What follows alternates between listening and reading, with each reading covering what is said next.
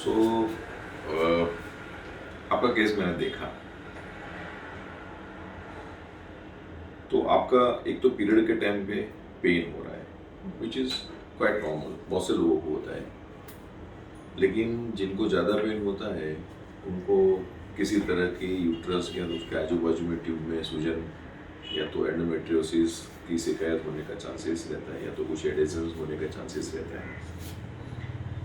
आपका period regular है, normal है और एक रेगुलर टाइम पे आता है, तो इससे मुझे अंदाज़ा होता है कि शायद आपका ओवेरियन रिजर्व अंडे की संख्या सही रहेगी।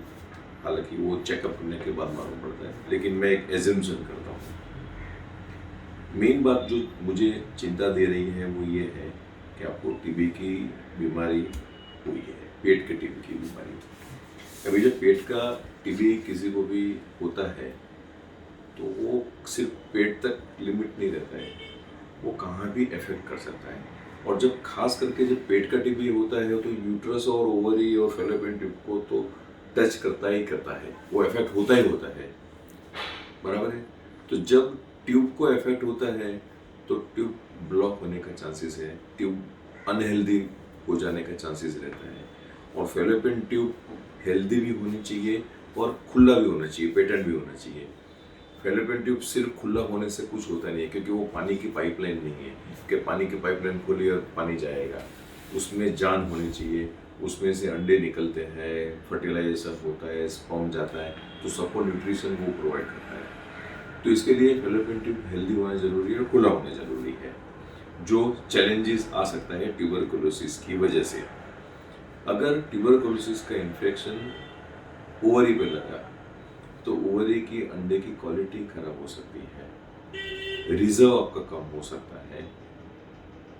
टीबी की जो दवाई है वो टीबी की दवाई भी टॉक्सिक है, तो वो भी अंडे की क्वालिटी को खराब कर सकती है। अभी जो टीबी हुआ है तो उसकी दवाई लेना पड़ेगा, वो तो उसके लिए कुछ कर नहीं सकते, वो तो ले लिया आपने, वो ठीक है, वो अच्छा किया और उसी वजह से ठीक हो गया, वो भी ठीक है, बराबर है। उसके सिवा आप हिस्ट्री दे रहे हैं कि आपको छोटा सा पोलिप था, जो पोलिप रिमूव किया है, तो वो भी ठीक किया है। अभी जब मैं सोनोग्राफी कर रहा हूँ तो मुझे आपके यूट्रस की जो लाइनिंग है वो अच्छी दिख रही है, इसका मतलब पोलिप का ऑपरेशन सही तरह से हो गया है, कोई प्रॉब्लम नहीं है। नॉर्मली फैलोपियन जब ट्यूबरकुलोसिस यूट्रस को इफेक्ट करता है और वो ज़्यादा इफेक्ट करता है तो जो यूट्रस के अंदर की लाइनिंग है वो लाइनिंग भी पतली रहती है, जो आपके केस में नहीं है, वो एक अच्छी बात है, बराबर। लेकिन जब मैं सोनोग्राफी आपका ओवरीज का करता हूँ तो मुझे समझ में आता है कि आपके ओवरीज में कैल्सिफिकेशन मार्क्स है, स्पॉट्स है, जो उसको डैमेज या तो इंसल्ट हुआ है ओवरी को और उसमें से वो हील होके निकली है, उसका वो प्रूफ है। तो आपके दोनों ओवरीज में कैल्सिफिकेशन मार्क्स है, तो वो मुझे पक्का आइडिया देता है कि आपकी ओवरीज को भी ट्यूबरकुलोसिस ने अफेक्ट किया है और उसकी वजह से अंडे की क्वालिटी अच्छी नहीं रहेगी।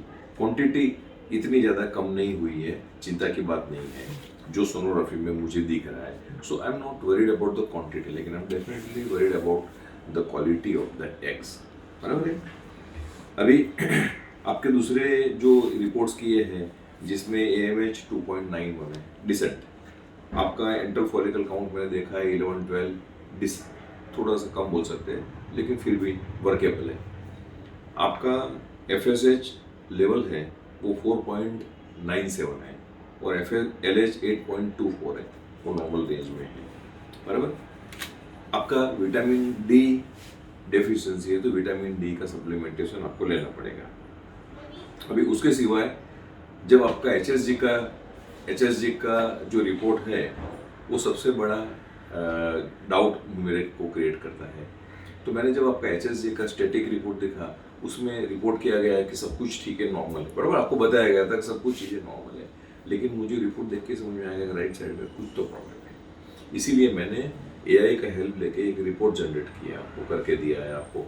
तो उसमें भी वो AI बताता है इमेज एनालिसिस में कि राइट साइड की ट्यूब के आजू बाजू में एडेशंस होने के चांसेस है। वो कम्प्लीटली जिस तरह से लेफ्ट साइड में है उस तरह से राइट साइड में वो नॉर्मल नहीं है।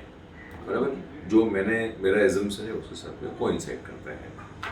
अभी एक चीज ये भी समझना जरूरी है कि दो फेलोपियन ट्यूब है वो दो बहन है, दो फेलोपियन ट्यूब है वो दो बहन है। एक को कुछ तकलीफ है तो दूसरे को कुछ तकलीफ होता ही है, मोस्ट ऑफ द टाइम होता है। तो अभी ये समझ लो राइट साइड की ट्यूब डैमेज दिख रही है, उसके आजू बाजू में एडेजन है, हो सकता है लेफ्ट साइड में भी हो। तो मुझे अभी शॉर्ट में आपका पूरा केस का मैं अगर आपको एनालिसिस बताऊं तो मुझे फिक्र है आपके अंडे की क्वालिटी कैसी रहेगी, बराबर। वो जब तक हम ट्राई नहीं करेंगे तब तक समझेगा नहीं। अगर आपको रिजल्ट नॉर्मल ट्रीटमेंट से नहीं मिल रहा है, हो सकता है कि आपकी एग की क्वालिटी अच्छी नहीं, इसलिए नहीं हो रहा है, एक रीज़न। दूसरा जो मुझे डाउट लग रहा है वो फेलोपियन ट्यूब हेल्दी है या नहीं हेल्दी है। अगर ये हेल्दी है अनहेल्दी है HSG से कभी मालूम नहीं पड़ता है, वो लेप्रोस्कोपी से ही मालूम पड़ता है। वो भी उसमें भी 100% नहीं मालूम पड़ता, लेकिन करीब करीब मालूम पड़ता है। तो आपको अगर करेक्ट डिसीजन लेना है कि आपको बिना IVF में नॉर्मल ट्रीटमेंट कर सकता हूँ या नहीं कर सकता हूँ, तो मुझे लेप्रोस्कोपी करना जरूरी है। मैं लेप्रोस्कोपी करूँगा तो मुझे समझ में आएगा कि फेलोपियन ट्यूब हेल्दी और खुली है या नहीं है, और उसके बाद में मैं कॉल ले पाऊंगा। यदि लेकिन आप ऐसा सोचते नहीं डॉक्टर हमको भी नॉर्मल ट्रीटमेंट नहीं करना है, क्योंकि आप बता रहे हो XYZ रीज़न, एग की क्वालिटी का इशू लग रहा है, ट्यूब में कोई प्रॉब्लम लग रहा है, हमको डायरेक्टली IVF करना है, हम क्विक रिजल्ट चाहिए, तो आपके लिए IVF चालू कर सकते हैं। IVF चालू करेंगे तो मुझे फेलोपियन ट्यूब की अभी कोई चिंता नहीं है, लेकिन मुझे अभी भी आपकी एग की क्वालिटी को तो चिंता है ही, लेकिन चिंता ही है। तो हम आपका IVF करके जब एग्स देखेंगे उसके बाद में आपको आगे गाइड कर पाएंगे कि आपके एग से हम आगे बढ़ सकते हैं, एम्ब्रियो की क्वालिटी क्या है, कितने एग्स मिले, कितनी एम्ब्रियोज बने, वो सब मालूम पड़ेगा। और यदि वो सब चीज़ें अच्छा नहीं है तो हम डोनर एग्स के बारे में सोच सकते हैं। ये मैंने लास्ट तक का आपको बता दिया कि क्या क्या हो सकता है। सो इन योर केस आपकी नॉर्मल ट्रीटमेंट भी हो सकती है, IVF भी कर सकते हैं, लेकिन नॉर्मल ट्रीटमेंट करने से पहले मुझे लेप्रोस्कोपी से कंफर्म करना जरूरी है। ठीक है।